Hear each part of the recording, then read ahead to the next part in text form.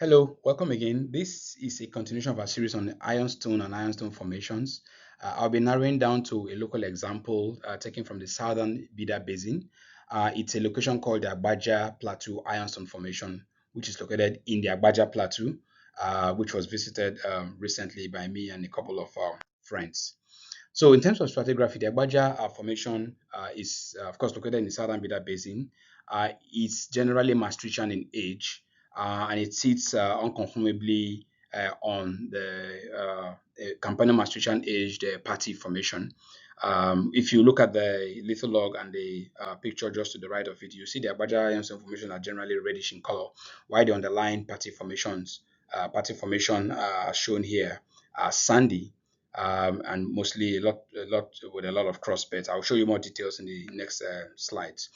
In terms of the positional environment, the Agbaja formation or the Agbaja Ironstone are largely shallow marine, while the Party formation are mostly fluvial with tidal influence and a floodplain surroundings.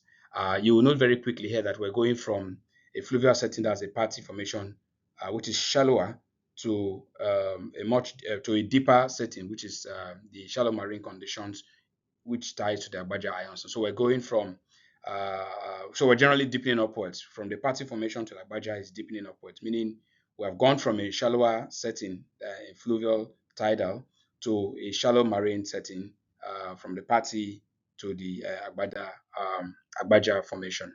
Now, this is in terms of location coordinates of this outcrop that's as shown, and then that's a close up on the lethal log section.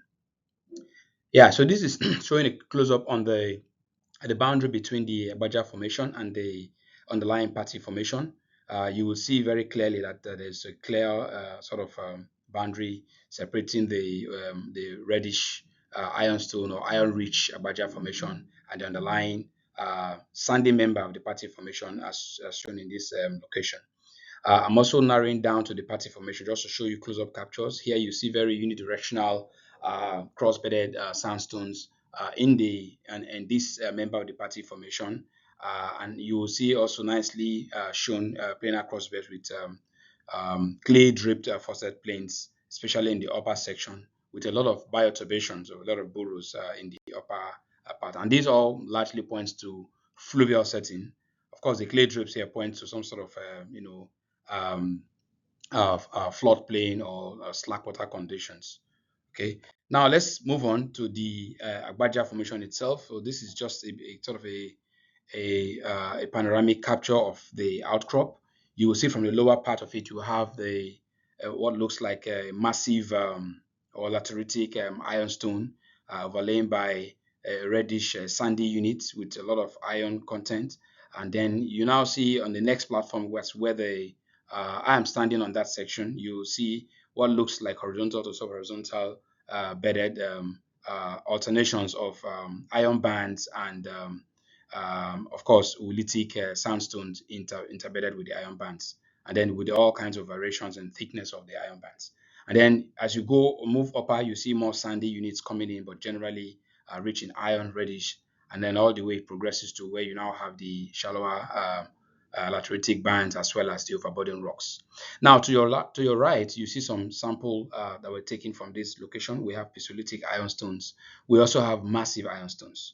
If you look in the bottom right, you see what we call subvertical concretions within an oolitic substrate. So here you have the oolitic rock as a host rock, but you do have some vertical shafts, which are ironstone concretions that are already preserved within this oolitic mass of substrates.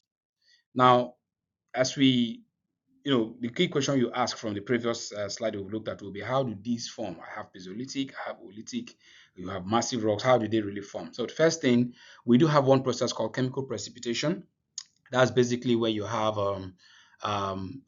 these minerals come out of solution. So you have these minerals dissolved, right, originally in solutions, but as conditions changes, as the redox conditions changes, the pH, the oxygen levels, of course, temperature and all of that, it gets to a point where you have this the water that has got these minerals gets saturated with these minerals and they precipitate out of solutions, and that typically happens in shallow seas or lagoons, and in some cases in some river environments, right? Then another process that can lead to formation of ironstone would be what we call diagenetic concentration.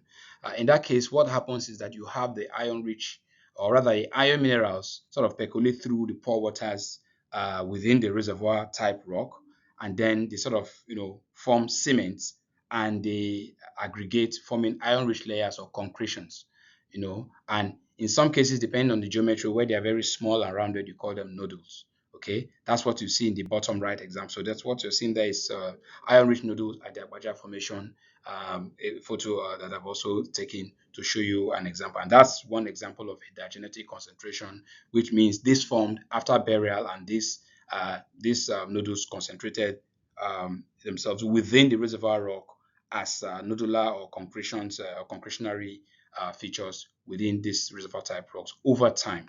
Okay. Now there's a third process which is through weathering, and that generally generates a kind of laterite, a kind of ironstone we call laterite style enrichment. Okay, so that's generally, if you recall what laterites are, those are iron-rich rocks that are usually closer to the topsoil or on the surface, and they form in tropical or uh, warm regions, right? So that's telling you that in the past, that area was warm, it was tropical, it was within a tropical setting, and also had some sort of high humidity. So what happens is that when all of these conditions are met, the iron rich or the iron components or iron minerals within the rocks will sort of concentrate themselves at the shallower end of the soil or a shallower end of the crust, producing iron rich crust, which eventually can aggregate to form what we call ironstone or laterite in this case. You see a picture of it, a sample of it in the bottom left. So these are other pictures showing close up. We do have, in terms of forms of this ironstone, we have a massive ironstone, as you see in the top left. And then you also do have other representations, pisolitic ironstone, as well as other examples of the massive ironstones. Now, you will note that the massive ironstone can come in different forms in terms of, if you take a slice through it, in terms of what it looks like. In some cases, you see what looks like some sort of clasts, but then overall, in terms of form, it's massive, but you do have some what look like patches within them, which are also other forms of iron within the whole mass of iron stone in this case. Now, this is another representation of it, concretionary ironstone. I did talk about concretions, where you have concentration of the iron minerals around a nucleus, and then it sort of grows to form either a spherical or subspherical, or in some other case, it just takes the shape of the void that's available. That's what you're seeing on the top left. And then to the right, you have Oolitic ironstone. I also talked about it. These are generally grain-sized particles that are very rich in iron that formed through the process of concentration within a reservoir type rock. And then another question you ask will be how, so what's the difference between oolitic and pisolitic ironstones? And this is generally but similar in the sense that they all have iron in them, but oolitics are generally smaller in size, generally between 0.25 to about 2 millimeter in diameter. So they look like grain, sand-sized grains or sand-sized particles, but in this case, rich in iron, right? And they are mostly clastic and terrestrial in origin or coastal in origin, generally shallower. But on the other hand, the pisolitic type ironstones are generally made of pisoids, which are larger in diameter, above 2 millimeter in diameter, and very what I understand is they're generally richer or rich in iron, or calcium carbonate, as well as iron oxides, and they are mostly of marine or shallow marine settings, especially where you have agitated or high energy conditions in shallow marine settings. So that's sort of a quick difference between ooliths and pisoliths. So ooliths, smaller in diameter, generally coastal or terrestrial. Pisoids, larger in diameter, more than 2 millimeters, rich in calcium carbonates and iron oxides, and generally of shallow marine or agitated or high energy shallow marine conditions. So that's it on this series or on this episode. Do stay tuned for more discussions on this or other related topics. Thank you.